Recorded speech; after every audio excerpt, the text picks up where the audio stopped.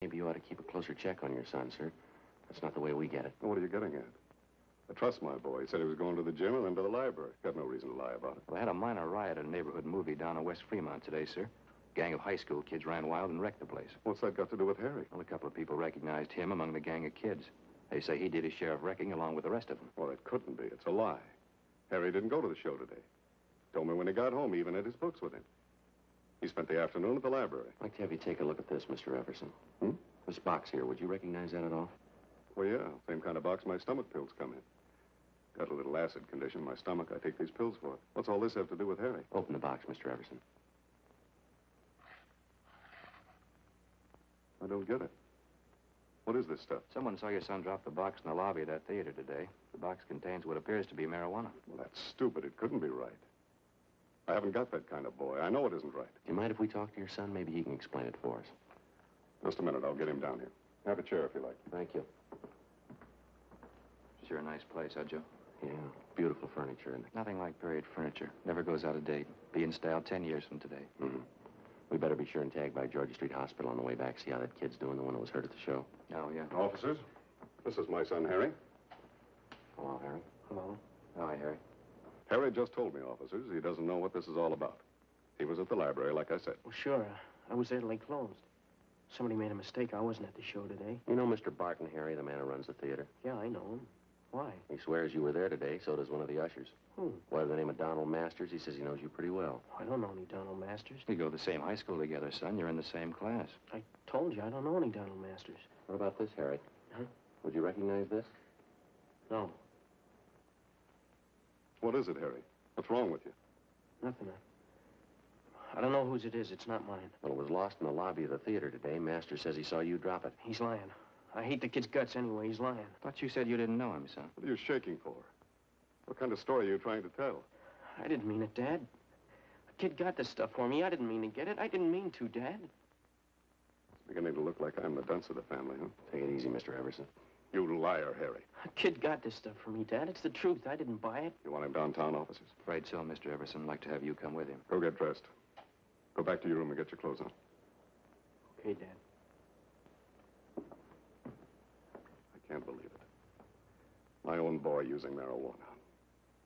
Can't tell you how I feel. Afraid there's going to be more folks feeling the same way before this is all cleaned up. But it'd be different if Harry didn't have a chance. A good home, good training. Boys had the best I could give him. Yes, sir. It's the last thing in the world I thought could happen. I never even thought about it. I never entered my mind. Yes, sir. Same for my wife. We never even worried about it. Neither one of us. Maybe that's why it happened.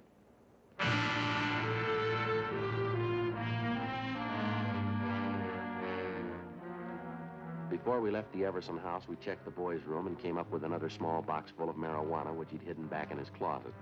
Besides Everson and his son, Harry, 4 other teenagers who'd had a part in the theater brawl were rounded up and taken downtown along with their fathers for interrogation. By the time we finished our questioning and the teenagers had finished talking, we had most of the story pieced together. A story that had the parents so amazed that half of them thought the youngsters were making it up. The pattern was familiar enough for us to know that they were telling the truth. Almost 2 months before, word had gone around among the teenagers in the neighborhood that marijuana, along with various stimulating drugs, was to be had easily and in quantity for anybody who wanted them. Word was passed around that it was the new thing to do, the smart thing to do if you wanted to keep up with the crowd. In questioning the Everson boy, we found that he seemed to know more about the history and operations of the narcotics campaign in the neighborhood than the other boys did. I know one of the guys who first showed up with this stuff. Name's Johnny Demering. He's about my age, 17. I used to know him pretty well. How do you mean he was the first to show up with this stuff, Harry? What kind of stuff? Marijuana and some of the other things. You know, yellow jackets, goofballs. More of the kids go for them than they do for marijuana. And do the youngsters know what these goofballs are made of, son? They know what they are? It's dope, I guess. Narcotics. Kids get a big kick out of them. I guess that's all they care. Now, this Johnny Demering, does he sell the stuff around the neighborhood, Harry? Well, yeah, he was the first one. He's got a couple other kids selling for him now. A couple of them are girls. They sell a lot for him. Johnny makes pretty good money. Yeah, I guess he does. Where does he get the stuff from, do you know? No, I wouldn't know that. Someplace downtown, Johnny knows a guy. Never told anybody where he goes to meet the guy. Nobody ever goes with him. Was Johnny at the show with you today?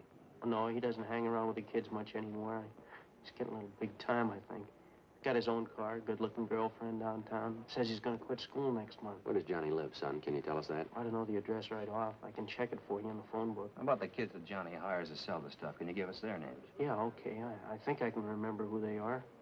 You gonna bring Johnny in and talk to him? That's the idea, yeah, son. I don't know if you'll find him right away. He probably heard about the trouble today. Johnny's a pretty smart guy. We'll find him. Nobody knows much about him. He never talks about what he's doing, never tells anybody anything. Well, he told you. How smart was that? Complete statements were taken from each of the youngsters we'd brought in for questioning, and then in practically all cases, they were detained pending the completion of the investigation.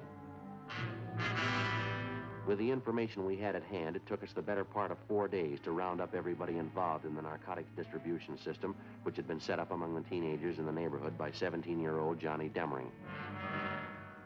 As for the Demring boy himself, he couldn't be found. We checked with his family, his relatives, his friends, all his known associates. We got out a warrant on him. And then we checked the car he owned through DMV, and we got out a warrant for that. No sign of the boy. Narcotics Division gave us a hand and got their informants busy trying to track down the source of the dope for which the Demring boy had been the only distributor. We knew it went far beyond him.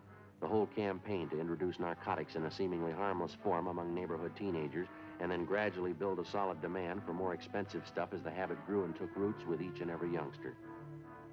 It reached to the same vicious men who make their money off the hopeless adult drug addict. The same vicious men who today are trying to build a new market for their wares among the young people of this country. Tuesday, April 29th, 2:30 p.m. I'll get it. Right.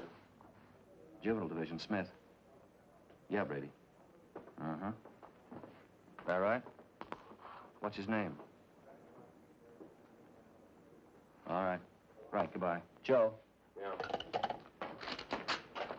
Brady from Narcotics. They figure they got our man. The Demring boy? No, the guy was pushing the stuff to Demring. His name's Jocko Harris. They found him in the county hospital this morning. Yeah. Somebody got a hold of him 2 nights ago, gave him a good working over. If we're lucky, we'll make it. What do you mean? He's not supposed to last a day.